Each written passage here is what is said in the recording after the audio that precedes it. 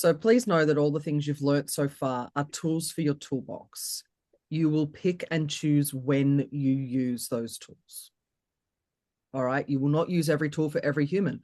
Just like in osteo world, you don't use every technique you know on every person. You'd be there for a month. Right? You pick and choose the ones that are appropriate to that person on the day. Okay? Appropriate to the condition that you're treating on the day, and appropriate to the age and the demographic of that person on the day. So you are very selective with what you choose. Now, of course, you have your favorite techniques. Lo and behold, you'll have that in NLP as well. You'll have your go-tos. You'll have your ones that you love using because they land well. You'll have your favorite sayings because they land well. You'll also have better belief systems soon, because we're going to clear out the stuff that's on the shit sheet. That starts today and continues tomorrow. All right.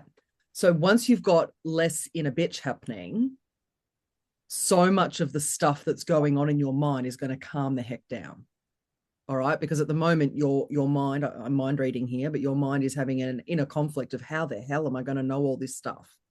And how do I put it all together? And I'm never going to be good enough at this, blah, blah, blah, right? Because that's exactly what my brain did when I went, oh, this stuff's amazing, but. All right.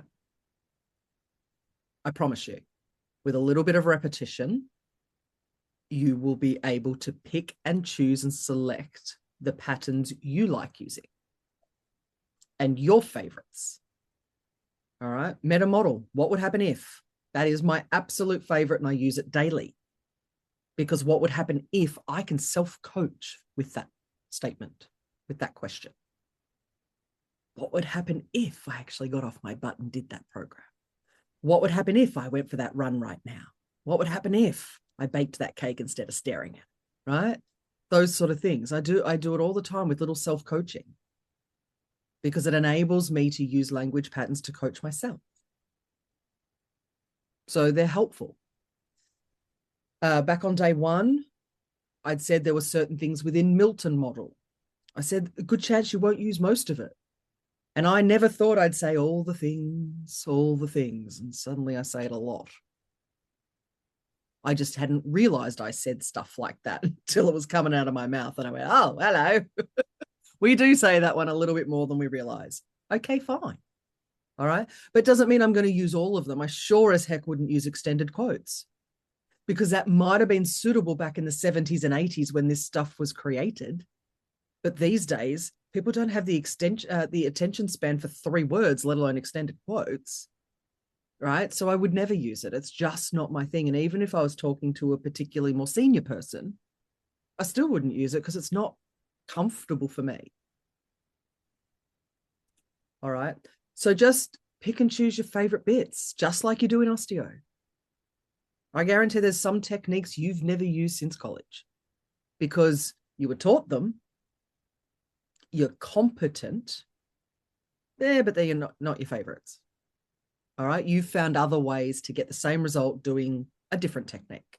That does not make one person right and one person wrong. It just means you've found your flavor. And in NLP, lo and behold, you'll find your flavor. Okay. So as we go through this process, caffeinate all you need to caffeinate, get your legs moving all you need to get your legs moving. If you need to stand up and move around while I'm teaching, please do. It's okay. All right. If you need to stretch your legs, it's okay. Please do. As long as that's not happening during timeline therapy. Okay. When you've got a client with you, no. But when it's just me talking, if you need to stretch your legs, because we're about to hit the halfway mark.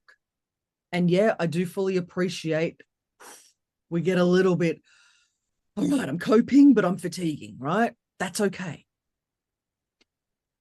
As I said to you on day one, I am succinct.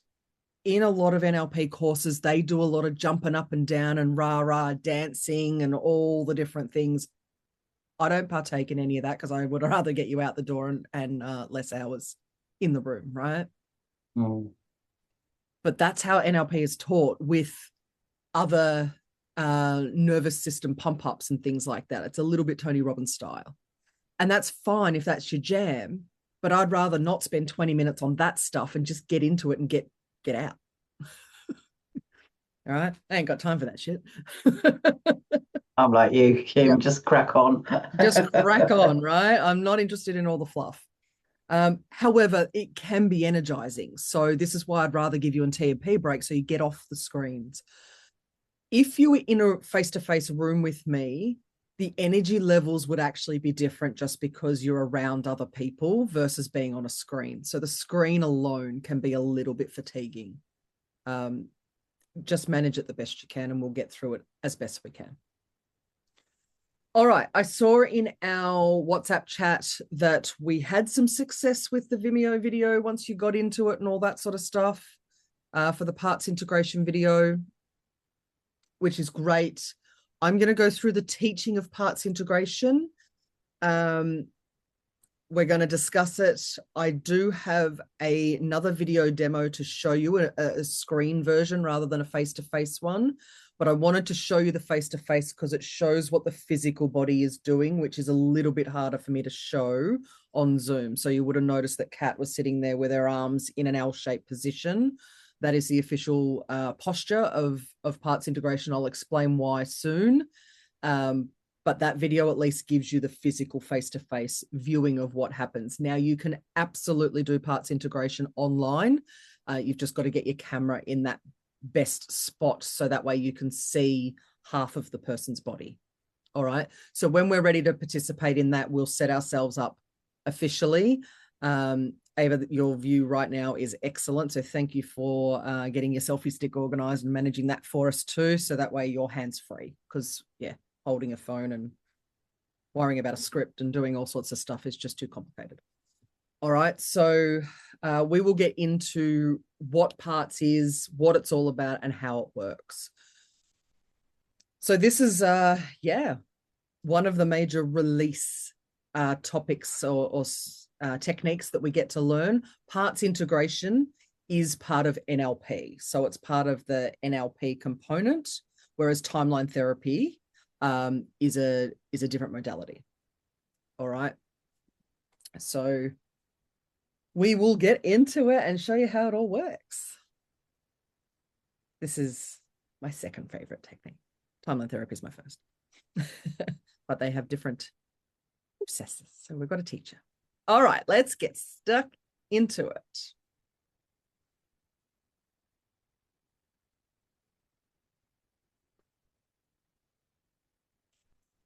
Back on day one of the NLP presuppositions was that all techniques encourage wholeness. Everything leads to wholeness. And lo and behold, even in osteo, that's actually what we're trying to achieve: holistic care, wholeness. What happens in the nervous system is sometimes parts of our nervous system tend to have a little bit of a breakaway, so to speak.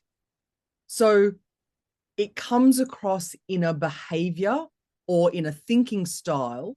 And if you've ever said to yourself, well, sometimes I feel confident and sometimes I don't, or sometimes I feel good enough and sometimes I don't, or sometimes I think I'm worthy and sometimes I don't. This is when we can identify that a parts has happened. Our nervous system is now having part-time this and part-time that. So it's almost like we've had a little bit of a separation of the nervous system. So if you can imagine, all the communication comes into our system. We can only collect 126 bits per second of all the information that comes in.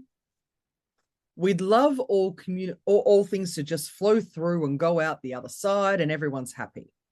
But every so often, we have this slight something went a little bit sideways. So in our nervous systems, this is called conflict. So it either means that something is not working well from a behavioral perspective or from a belief perspective, that something is not quite aligned and whole. So it could be a part time thing. So sometimes I think this, or sometimes I think that. Or it could be a case where it's related to context. So at work, I feel this, but at home, I feel that. And that can often be the case where people feel, really good with relationships at home, but feel sucky with relationships in a workplace or that sort of environment or out in social settings. All right. So there's this disjointed conflict happening in the nervous system. Now, if you've listened to the audio, they talk about these AB and then an XY. So let me help explain that. Let's say you've got a part of your timeline, a part of your nervous system, and to you, I ask you, well, what seems to be a problem? And you go, well, according to the audio, I've got 2 houses and I just don't know which one to live in. I mean, if we were to try that on as a problem hat, we'd go, what's your damn problem? Right? To us, it doesn't seem like a problem. But to the person on the audio, having 2 houses seemed to be a problem. If you remember when we talked about metamodel was the surface, being able to get under the surface layer and going to the deep structure of the problem. So if someone was to say to you, well, I've got 2 houses and I don't really know what to do with it, you could ask that question, how is that a problem? And we've done that in metamodel. We did it in metaphors, and we did it in reframing. So each time we did those little exercises, when you asked someone what their problem was, and then you asked, how is that a problem? It meant that you got a little deeper into the problem.